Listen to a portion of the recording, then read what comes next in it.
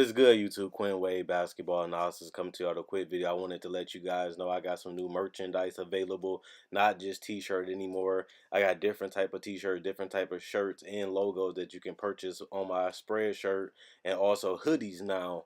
We have expanded and added more to the channel and more merchandise for the brand. Thanks for supporting. It will be in the description and the links will be in the comment section below. Thanks for helping me and supporting the movement. Quinn Wade Basketball Analysis. I'm going to check out the video. What's good, YouTube? Quinn Wade Basketball Analysis coming to y'all with a quick video. I wanted to talk a little bit more about Collin Sexton, especially after his drastic improvement this year, going from a guy that was coming off the bench, not really getting that many opportunities to really prove himself, especially in October. His minutes started to go up going into November because they started allowing him to start. But in October, he got off to a solid start, 12 points, 42 from the field, 14 from three, 90% from the free throw line, 2.7 from rebounds, 2.3 assists a game, which is pretty decent for him. He did score the ball pretty well. Even though he shot 42% from the field, he did have consistent touches and consistent minutes. And then when he got 31.3 minutes, which is the most minutes he has got, which was in November, he was able to give him 16 points, 45 from the field, 48 from three, 88 from the free throw line, 3.7 assists, 3.7 rebounds, 2.7 assists, and 16.1 points a game. He shot 14.9 times. That's how many shot attempts he had, while also only shooting 2 threes a game, which is pretty good because he's not a great three-point shooter, but he has shown a lot of confidence in taking them, and he showed that he can play off the ball a little bit more than what a lot of people thought. I feel like going into this season, that was something that he was going to have to prove. That was something that he was going to have to continue to do because teams going to dare him to shoot, because coming into the NBA season, he couldn't shoot at all, really. He was known having a broken jump shot, and like I said, I seen him at Summer League put in that work to try to get a better jumper, especially with coming off the screen, setting his feet for a mid-range jumper. That's something that he had to master, because in the pick and roll, they're not going to really respect the roller if you can't shoot a three, or you can't shoot a spot-up jumper, or you can't get to the rim. Collin Sexton has been able to get to the rim, so you don't want him to get to the rim because that's one of his strengths. So you're going to force him to take the mid-range jumper, and he's been knocking it down pretty well. That's something that he had to do if he really wanted to make a significant impact in the NBA. And he's been knocking it down. He's been taking it real confidently. He's not hesitating. He's not thinking about it. As soon as they give him that shot, he goes right up and takes it. And he's been knocking it down pretty consistently. So I think that that's a good part of his maturation, and seeing that he already knew that was a flaw. He already knew that that was a weakness. And for him to go into the season knowing that after being drafted by the Cavaliers, even coming off the bench, he has been able to master it already. I'm not saying he's a Chris Paul player where you can't give him no space, no room, he's going to kill you.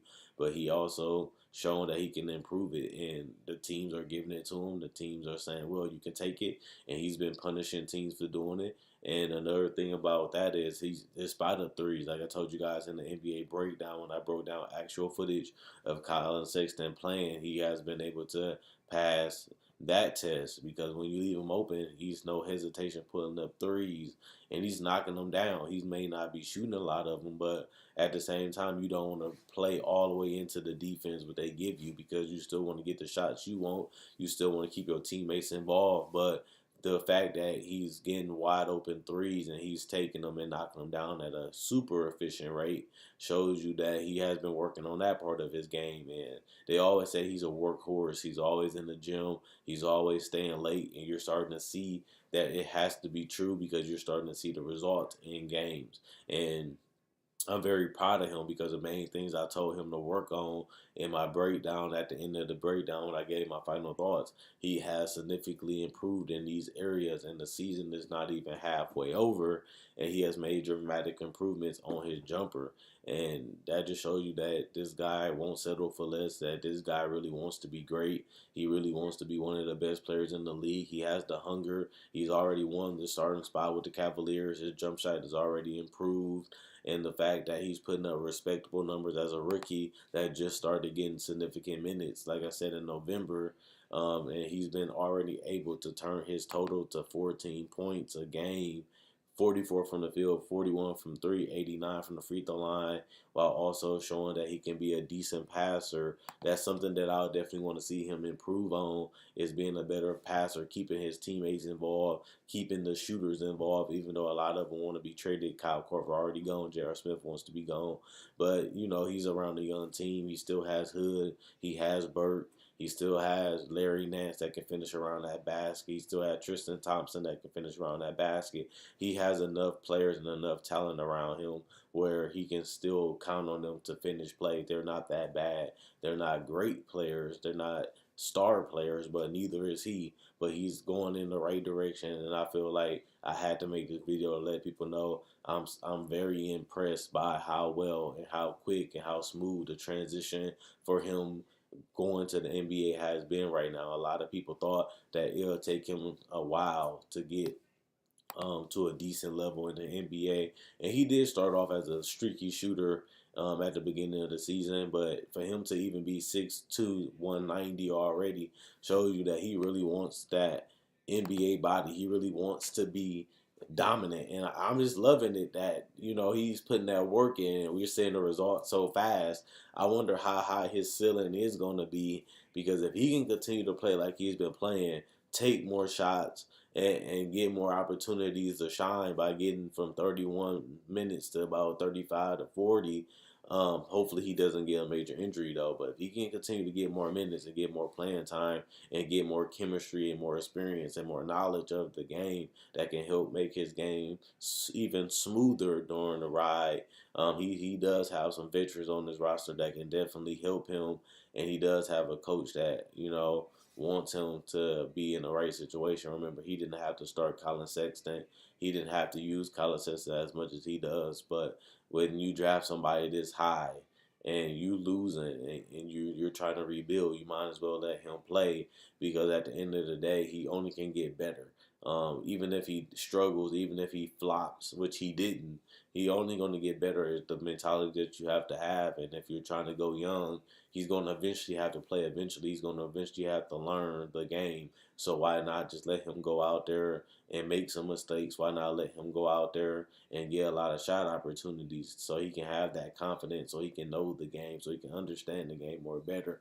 And there's nothing better than going out there and playing the game that you love on the highest stage. While you can go back and look at footage, you can go back and study the game and see where you can improve on. But the best part about it is you can go and practice, put your work in, see what you can improve on, and actually go out there and implement it in a game. And I think that that's the main thing, is that yeah, like J.R. Smith, which I agree with him, and Kyle Korver, you're not gonna win that much game when you go young, because they don't know how to win. They don't know how to close game. Don't know how tough it is in the NBA, because this is their first year. So once you decided to go with Collin Sexton, it was clear that you didn't care about making the playoffs. And I agree. I don't think Collin Sexton should take it as an offensive thing, because he doesn't know how to win on the NBA level. And even with him starting, they haven't won that much either. So I understand what J.R. Smith is saying. I understand why Kyle Korver wants to leave, but at the same time, Collin Sexton shouldn't let that get him down. He shouldn't let that stop him for trying to go for the wins and being hurt by it, because he knows he has things to learn. He knows he has to understand the game, and it's going to take some time and some patience. But at the same time, it's going to be growing pains. It's not just going to happen just like that. You're going to be a championship contender. You have to grind, you have to work, and you have to continue to put that consistent effort and energy on every play. And I feel like Collin Sexton does that offensively and defensively. Now, of course, he's not a great defender, but he wants to defend. He wants to fight through screens. He wants to guard their best point guard, and that's the deepest position. And I even seen that in him in Summer League. And if he has that mentality, why can't he be a great two-way player if he's putting that time, effort, and energy to study and focus on the game and improve? So I think Collin Sexton definitely is a rare player with the mentality of he wants to get as much out of his body and his talent as he can. And you don't really see a lot of players doing that. And that's what gives him the advantage to be better than a lot of the players in the NBA. He wants it. And that's the biggest thing about his career so far. So I do think he can be a solid defender. Will he ever be a great defender? I don't know. But with his mentality, I feel like he can.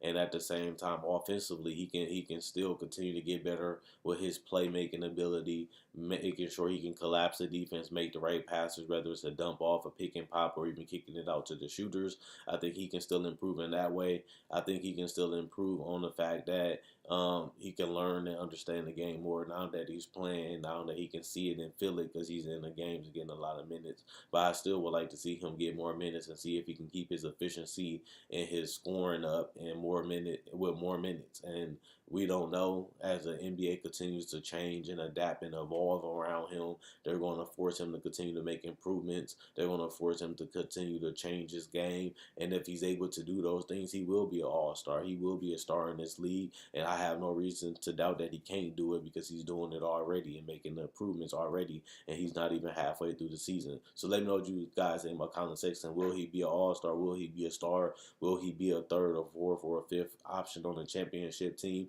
Can he be one of the best players on the championship, the second or third best player? Let me know what you guys think about Collin Sexton. Superstar, all-star, star, bench player, just a role player on a team, on a good team as a point guard. Like I said, a fourth or the fifth option, maybe even a third option. Sometimes be a role player depending on how much talent you have on the roster. Or can he be the best player on the championship team? Can he be the best player on the playoff team? Let me know what you guys think in the comment section below. Quinn Wayne Basketball Analysis, I'm gone. Check out my website at analysisplayground.com. Link in the description, comment section below. Check out my Facebook page, analysisplayground.com. Link in the description, comment section below. Like on Facebook to show support. Thanks for liking on Facebook. Thanks for continuing to support the movement. I enjoy making these videos, and you guys enjoy watching them. That's why I continue to go.